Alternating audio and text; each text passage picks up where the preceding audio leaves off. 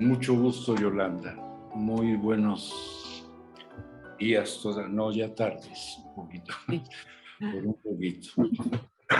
Voy a iniciar mi intervención con una frase de Cioran que me parece muy elocuente de lo que intento decirles, y como siempre, como decía Freud, parece ser que los poetas se adelantan al saber, si así se puede llamar, al saber psicoanalítico. Dice Cioran: el hombre no ha inventado un error más precioso, ni una ilusión más sustancial que el yo. Ergo, el yo es un invento. Lo otro, un otro, la otredad siempre está implícita en el yo, soterrada, enmascarada, maquillada, pero siempre activa. Proyecto estructuralista que prestó buen servicio a la antropología y que fue bien aprovechado por Lacan, no sin mutaciones en cuanto a lo que esta noción podría significar en el ámbito psicoanalítico. Fue tal el alcance de este proyecto que pensar al otro, entre otras muchas nociones, también implicó situar al propio pensamiento en la misma estructura, es decir, que el pensar mismo tiene como telón de fondo un impensable como condición. De este modo, se pondrían en otro orden de congruencia algunas de las sentencias de Freud, como la noción de la cosa, la realidad incognoscible, etc. En la antropología, el otro es un semejante, pero las semejanzas se establecen teniendo como fondo las diferencias y viceversa. Las semejanzas o diferencias son construcciones, interpretaciones que resultan de un propósito o una intención, pero además de una motivación que hunde sus raíces en una trama no pensada que abre una fisura por la que vemos asomar las narices de lo que Freud llamó el narcisismo de las pequeñas diferencias. Hoy día es posible encontrar semejanzas hasta entre humanos y moscas, al menos genéticamente, a las que, por supuesto, no se nos ocurriría considerarlas prójimo. Todo parece cuestión de producir una conceptuación suficientemente sustancial para establecerla. Decía el célebre físico Carl Sagan: somos polvo de estrellas, con lo cual quedaríamos identificados todos los seres vivos y hasta las rocas. Pero el poeta Quevedo respondería sin duda: polvo sí, pero polvo enamorado. Y esa es otra dimensión. Resulta quizá más que una mera curiosidad que etimológicamente otro deriva del latín alter, era erum, y según Corominas, alter, altera, alterum, refiere al otro entre dos, uno y otro. Y para efectos de esta exposición quiero leerlo como habiendo un tercero que no es yo ni el prójimo. Por cierto, este último término es una variación de próximo. ¿Quién podría ser entonces el otro que está en yo y el próximo? La proximidad del prójimo, aunque sea un pleonasmo, no es desde luego espacio-temporal. Es similitud, semejanza y todo énfasis o privilegio otorgado a las semejanzas va en detrimento de las diferencias. No es de extrañar, por tanto, que en la cultura del dominio, la homogenización, la globalización, el conocimiento, etc., todos seamos no solo semejantes, sino hasta iguales.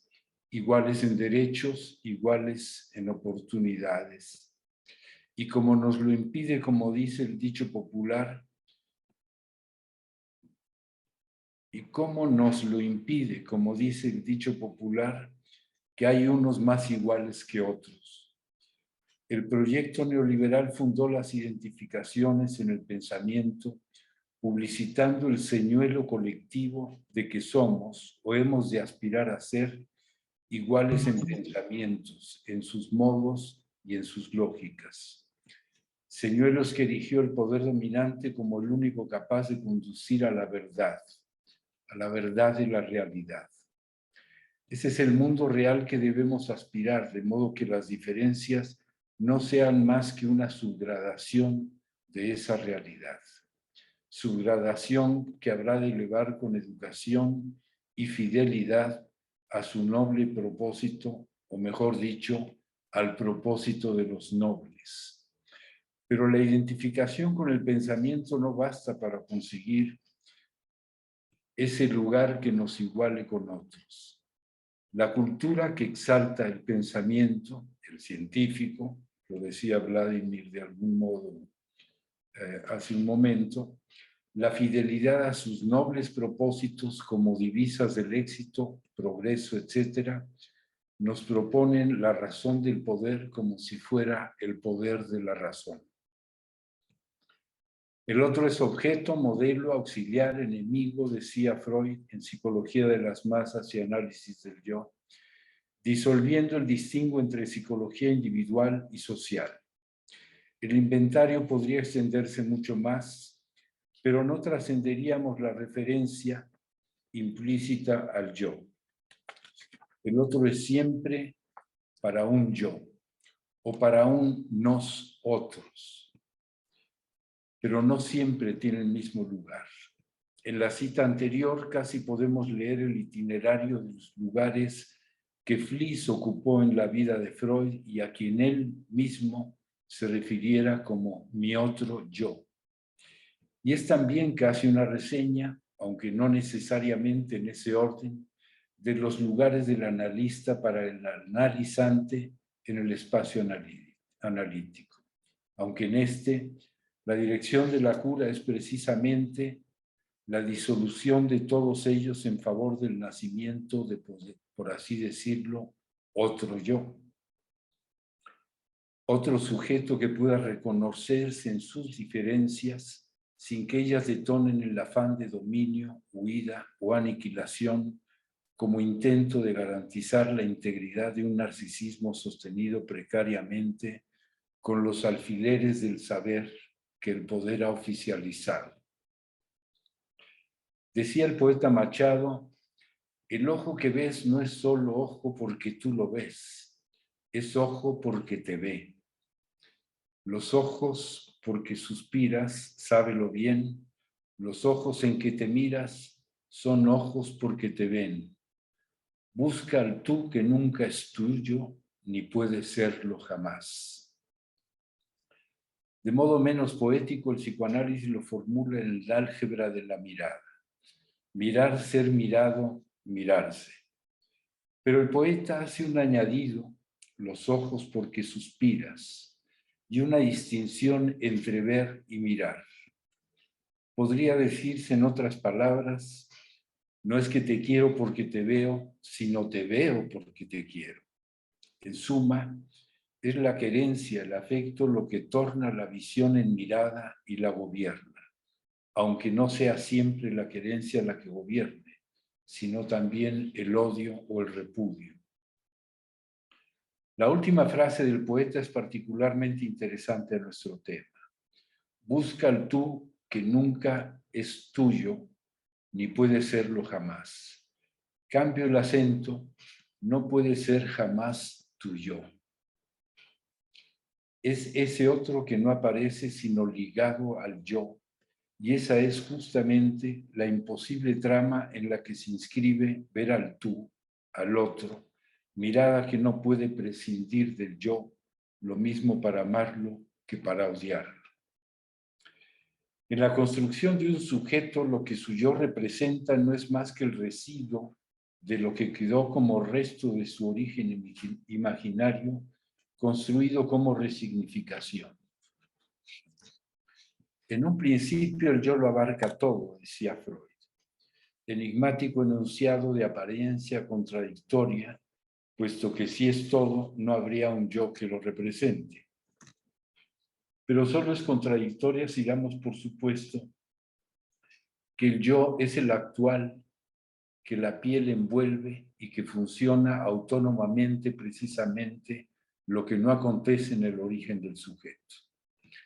Sin embargo, por hacer solo una equivalencia, no veríamos contradicción alguna cuando nos referimos a nosotros, como unidad que abarca muchos y variedad de yoes identificados en un común denominador, a modo de yo prostésico transitorio, aunque sin hacer del lado que su yo singular es hijo de las pérdidas que se abonan como atribución al inventario de lo que es del otro.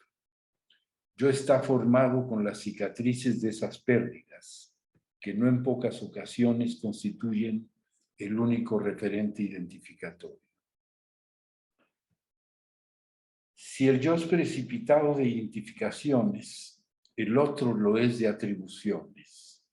El nacimiento de yo y otro es simultáneo y correlativo, y solo advienen sustancias diferenciadas como resultado de la intervención de la llamada función paterna que lo entrega al mundo de los prójimos. La piel envuelve, el yo envuelve, pero no órganos, sino funciones, lugares y avatares de un sujeto cataclísmico que no puede más que intentar dejarse ver en su yo ideal vigoroso, íntegro, resuelto, como emblemas garantes de esa su mirarse no resignado. Dice Philippe Julian, el sujeto es el yo en tanto que otro. Tomemos buena nota de esta caracterización. El otro en esta ya no es solo un prójimo, sino uno que habita en el sujeto. Es mucho más prójimo, mucho más próximo. Freud desde el inicio nos proporcionó el ejemplo paradigmático de esta trama con la parálisis histérica. La parte paralizada del cuerpo queda disociada de él, como algo ajeno al yo, como si no le perteneciera. Por eso no podía moverlo o sentirlo. Es el sujeto del inconsciente, es el sujeto de lo inconsciente. Lo inconsciente es ese otro que nos habita y atribuye o asigna lugares al prójimo, significándolo con las reminiscencias de lo que le fue arrebatado al sujeto. Percibir a otro sujeto en sí mismo es algo que ni él mismo tiene posibilidad de hacer. En el mejor de los casos, es límite a la potencia del yo ideal. Pero ¿cómo asumir ese límite? La preservación complaciente del yo implica ignorarlo, dominarlo o aniquilarlo. Pensar al otro parecería ser pensar en el otro, en su lugar, en sus atributos, eso que comúnmente se llama empatía, pero sin resignar el yo que lo piensa. Por tanto, siempre nos referiremos, aún en este caso, a ese yo, a ese otro, que nos habita. El nosotros propone, convoca en monólogo coral, en tanto que no haya quien se revele en su aspiración distintiva. El nosotros antagoniza y agoniza ante un yo que insiste en reivindicar su existencia para sí. Yo insiste y por eso persiste. Hay algo de él que tendría que morir. Pensar entonces, sí, pero ¿cómo? No con poca frecuencia el pensar aspira a conquistar conocimientos que justifiquen el hacer. Y si ese hacer implica a otros, entonces habrá que convencerlos. Con el peso, con la fuerza y la contundencia de la verdad del conocimiento conquistado. La verdad así tomada por los pelos equivale a la esencia misma de esa naturaleza. Cualquier cosa que esto quiera decir, que autoriza Isa, yergue y dota al autor de un arma con la que habrá de vencer y dominar a infieles, escépticos, incrédulos y opositores. Sin embargo, pensar, etimológicamente, pesar, sopesar, pros y contras, sitúa al pensamiento como contienda entre lo que se pretende hacer y lo que lo impugna. Por tanto, el conocimiento conquistado, pretendidamente verdadero y por tanto neutral y objetivo, no es más que un modo de enmascarar la intención de justificar el convencimiento. La fuerza de la verdad se instala con la verdad de la fuerza. En tiempos de cruzada se pretendió el dominio del poder de la verdad revelada con la verdad del poder. El nazismo acentuaría la verdad del poder, aunque no fundado en una verdad revelada, sino en la conquistada por la ciencia. Hoy esta última verdad, la de la ciencia, se nos ofrece no en sus resultados o conclusiones, sino en su racionalidad, en su pensamiento.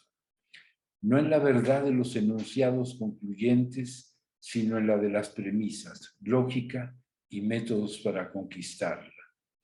El pensamiento científico se instaló como una especie de convención, de pacto social asumido obligadamente en razón del dominio, como si fuera nuevamente el dominio de la razón. A pesar de ello, no considero que la ciencia sea despreciable, o dicho de otro modo, que toda ella sea solamente una quimera. Por cierto, quimera deriva de cimera, nombre que se da a las figuras que adornan las cabezas humanas, frecuentemente animales fantásticos, fabulosos o fieros, con los que se pretendía, y todavía en muchos sentidos, se pretende acentuar su poder intimidatorio y disuasivo. La ciencia no miente, pero es muy fácil mentir con la ciencia. Pero la ciencia, pese a su quimérica intimidación con la verdad por penacho, es también un modo de pensar, cuyos alcances tienen que ser ponderados. ¿Qué pensar y cómo, entonces, de ese campo objeto de conocimiento tan colonizado por la ciencia, en este caso médica, que llamamos cuerpo? ¿En qué cruzada, si acaso, tendría que empeñarme? El cuerpo, su conceptuación, lo mismo que su anatomía y funcionamiento, no está dado de una vez y para siempre. Ni la biología, bioquímica, anatomía, fisiología, etcétera, o la suma de todos ellos, tienen el monopolio de su definición. Bastarían unas cuantas referencias para dar cuenta de esta afirmación. Por ejemplo, desde la historia, Fejer, Nadav y Tassi, fragmentos para una historia del cuerpo humano. Desde la antropología, David Le Breton, Cuerpo y Antropología. Desde la filosofía, el propio Nietzsche, que así hablaba Zaratustra. Del mismo modo, las maneras de tratarlo no se han ceñido a una sola concepción de él. Por ejemplo, Javier Puerto, El mito de Panacea, compendio de historia de la terapéutica y de la farmacia. Foucault, El nacimiento de la clínica. Lorenz Rossi, Psicobiología de la curación, influencia de la mente en el cuerpo. Tampoco la noción misma de enfermedad se ha referido solamente a las alteraciones o disfunciones orgánicas. Por ejemplo, Siggeris, Civilización y Enfermedad, por cierto, publicado por la Biblioteca de la Salud en la serie Clásicos de la Salud del Instituto Nacional de Salud Pública y el Fondo de Cultura Económica. Ni qué decir de Georges Canguilhem, Lo normal y lo patológico, y muchos más. Pero solo por no dejar fuera a los que corresponden a mi área, dos pilares del psicoanálisis cuyas obras son muy conocidas, me limitaré a decir solo sus nombres. Un médico, neurólogo, Freud, y un médico psiquiatra, Lacan. Con estas referencias no pretendo convencer. Es ocioso, a fin de cuentas lo dejo para quienes lo necesiten para sostener una imagen en la cuerda floja de ese su yo, en ese juego que me resulta un poco paradójico. Prefiero otra forma de jugar, jugar con palabras, conceptos, ideas, jugar al modo en el que Freud equipara el juego de los niños con la poesía, arreglar las cosas del mundo a mi modo de manera que me resulten confortables. Después de todo, parafraseando a Lacan, el juego de los niños es algo demasiado serio como para tomarlo en juego. Churchill había dicho que la guerra es un asunto demasiado serio como para dejarlo en manos de los militares. Y en congruencia con estos dos, yo diría que la salud es un asunto demasiado serio como para dejarlo solo en manos de los médicos. Pues bien, así las cosas, ni incrédulo, ni escéptico, ni opositor, ni infiel. Todo eso supone referentes que corresponden a circunstancias configuradas por historiales en los que la guerra para lograr el dominio ha sido consigna. Prefiero jugar. Jugar con las palabras como modo de dislocación de los sentidos convenidos, convencionales, y abrir la opción de otros sentidos posibles que operan en sus márgenes, con los que es posible armar una trama que abra nuevas preguntas. Podría esto llamarse marginalidad crítica, y en ese lugar peninsular ubico al psicoanálisis, reivindicando la palabra propia, concertada o negociada, pero propia al fin, no para construir una forma de dominación o institucionalización, ni para dominar el proceso de construcción, sino como ocasión de encuentro con una palabra del otro y con el otro. Y debo añadir que no me parece que el dominio de la fuerza tenga el privilegio de ser la condición humana natural, cualquier cosa que se entienda por natural, como herencia de nuestro origen animal, cuando otros modos de supervivencia, como la colaboración, la imaginación, la previsión, etc., han formado también parte de esta herencia. Si el dominio por la fuerza se ha destacado, no es en virtud de ser lo natural, sino lo conveniente para el sostenimiento del dominio, y por supuesto que esto incluye a los mitos también psicoanalíticos. Me referiré ahora a algo que es un fenómeno clínico muy conocido por todos ustedes, que se llama transferencia, como lo esencial en el trabajo analítico. Pero voy a jugar con las palabras: transferir, llevar, trasladar, traspasar, movimiento del pie cuando se va de un lugar a otro, o transmitir, enviar, soltar, etc. Así jugando, la transferencia implica dar un paso, moverse y llevar a otro lugar donde haya algo que soltar, soltarlo en otro lugar. Un gran paso, sin duda, pero ¿por qué habría de darse este paso? Si algo ha de soltarse, es de suponer que hay una atadura. El sujeto es considerado apto para estar sujetado a lo apropiado, pero tiene que pagar como peaje la rendición de lo propio. Lo apropiado es hacer propio lo que proviene del otro, y me parece que siempre estará en déficit con respecto de lo propio que se fragua en las entrañas. Mover el pie es el traspaso o traspié, hacia un lugar en el que se queda expuesto a nuevos escenarios y nuevos horizontes. Lo que ata es un lazo, un nudo hecho con la soga de los afectos, con particularidad de ese que es llamado amor. cualquier cosa que este significante signifique para cada uno de nosotros insignificantes. Y con las certezas como garantes de consistencia y continuidad de nuestra imagen ante otro y ante uno mismo. A fin de cuentas, el amor, el deseo, es el motor del pensamiento, acciones, actos, ensueños, ilusiones, en suma, motor de la vida toda y al que exigimos certeza. Motor que hay que echar a andar en otro lugar, en el lugar de un otro que consienta y posibilite el desenlace apacible que merece toda tragedia de amor.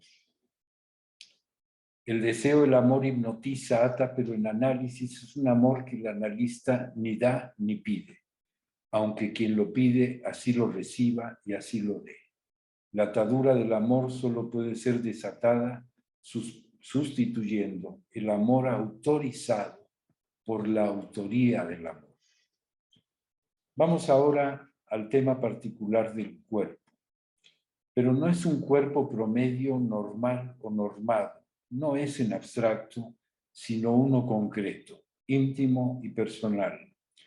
Lo presentaré con un ejemplo, desde luego muy escuetamente, de un caso al que me referiré. El cuerpo que llega a mi consulta es solo carne, resto que está ya en la rotonda de los hombres ilustres. Yo sin lustres de una vida ficticia, es decir, rendido en el diván.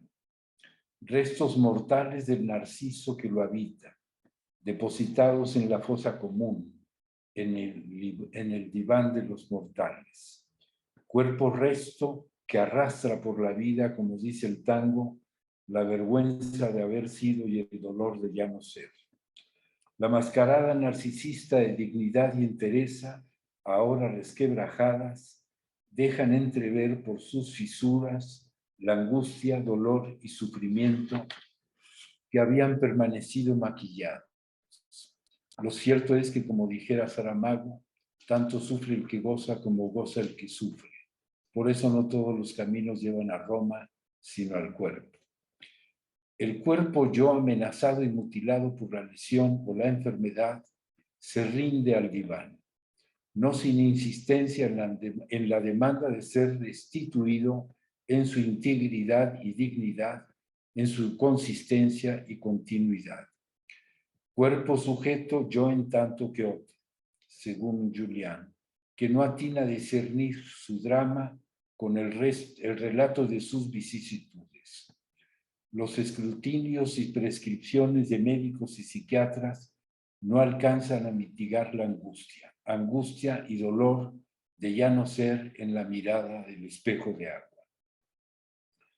No sé qué hacer, dice el impaciente paciente, saber y hacer, pero ¿de qué se trata? ¿Saber para hacer o hacer para saber? El diván plantea la encrucijada, pero no consigue respuesta. El cuerpo sujeto que ahí yace aguarda impaciente la restitución de su estado anterior. Mortífera pulsión, diría Freud, inquieto a veces y otras relajado, confía en que el que escucha sabrá desentrañar su trama y hacer el relato de la biografía que se le oculta. Algo sabe, sin embargo, y es que sus palabras no bastan más que para hacer la narrativa de esa su desgracia que el diván le impide exhibir al escrutinio de la mirada. El cuerpo en reposo evoca el reposo eterno que le aguarda.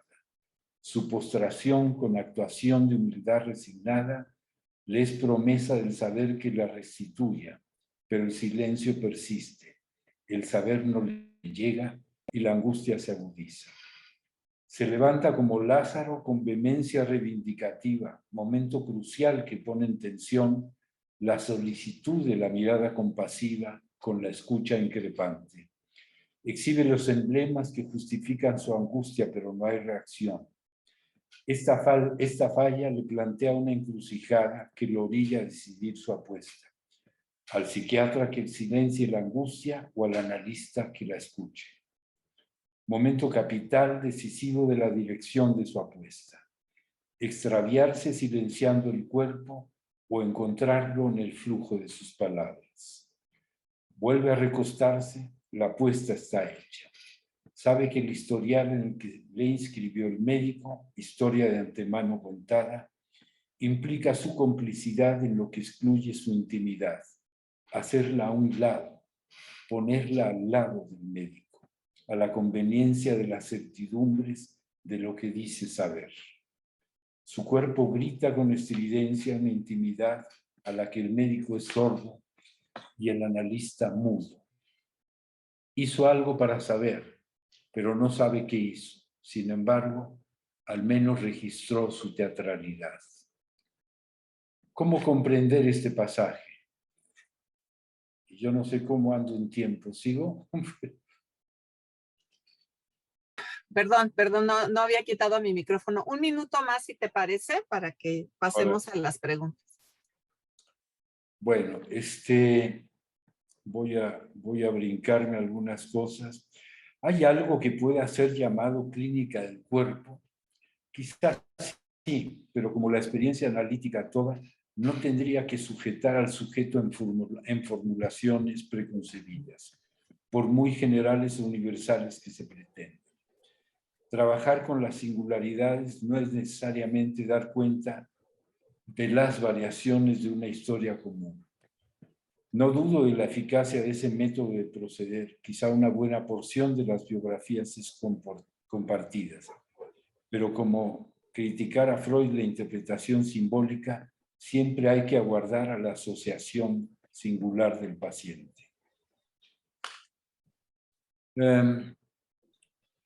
De esta misma viñeta que empecé a relatar, la voy simplemente a concretar. A lo mejor me tomo un poco más que un minuto. Está bien. Cuando era niño, me decía el paciente, me caía con mucha frecuencia. En una de esas me afecté la columna y tuve que ser operado varias veces. Desde ese entonces he cargado con dolores muy fuertes en la espalda, los hombros y la cintura que me tienen invalidado a punto de no poder cargar ni la bolsa del mandado. Los médicos me dicen que tengo que operarme nuevamente, aunque sin garantía de que vaya a mejorar. Y no sé qué hacer, me dice Eugenio, etimológicamente de buen origen. Y me refiero a esto porque el origen no es bueno ni malo, simplemente origen. Lo de bueno, en este caso, obedece a las corazas narcisistas de los padres que inscribieron en él en una funesta trama de su misión, de la que ha tenido que caer con frecuencia. Me refiero a estas palabras porque fueron palabras que el mismo paciente utilizó. Sostener el narcisismo de los padres o ser el ansiolítico de las amenazas que les acechan es un moderno avatar de Sísifo y los analistas nos podemos sentir seducidos de ocupar el lugar de Prometeo. Pero el fuego del saber de los dioses no es más que otro señuelo que se entregaría a los humanos para asignarles una nueva sumisión. Caía una y otra vez y el médico se ciña a registrar sus consecuencias. Ahora la carga de dolencias le invalida cargar el mandado, lo mandado. Algo tiene que operarse nuevamente, literalmente. Esto es un nuevo modo de pensarse, de estar, de preguntarse. No sé qué hacer, lo coloca en la encrucijada del saber y del hacer. Saber para hacer o hacer para saber. Su opción, el análisis, fue por saber. Así entendió, aunque con despropósito, la nueva mente, inadvertido de que en ese movimiento se producirían otras caídas, otros dolores y otras cargas que reeditarían la trama de vida que había tomado por debida. La demanda de saber no era, en rigor, de algún saber alternativo al del médico que le ofreciera garantías, sino de saberse, de asumirse merecedor de amor sin condiciones, sin exigencias. Después de muchas vicisitudes y episodios de dolores e invalideces, me dice, usted sí me escucha, no me juzga, con usted puedo llorar sin fingir. Ahí el amor que recibe sin condiciones. Finalmente decide no someterse a la cirugía, no a la vida de vida. Ahora sin dolor ya no carga la bolsa de los mandados, sino la que colabora. Ya no acepta mandatos. Tropieza sí, pero son tropiezos de otra índole y que nombra e inscribe como residuos de lo que vive como culpa por ser rebelde a lo debido, a lo mandado. Pero ya no cae, se sostiene en pie. Su columna afectada, su sostén, ya no es afecto sostenido en condicionantes, sino condición para sostenerse firme en sus afectos. En suma, vive una nueva trama afectiva, no de afectación, en este otro lugar en el que ha recreado enlaces desujetantes. Las caídas tenían un sentido oculto, no así la lesión consecuente. No obstante, la permanencia de la lesión no es ya impedimento para subjetivarse en sus propios términos y haciéndose cargo solamente de su vida, no del mandado. El cuerpo habla su lengua, ya no es hablado por la lengua de otros. Ahora sabe que su cuerpo grita cuando su condición de sujeto está en silencio, amordazado. Un cuerpo sin sujeto no es más que sombra, una masa de carne que el saber médico llama órganos, pero que no atinan a organizarse si no son investidos. Carne de más mientras no forme parte del operativo movilizable por el sujeto. Ahí lo dejo.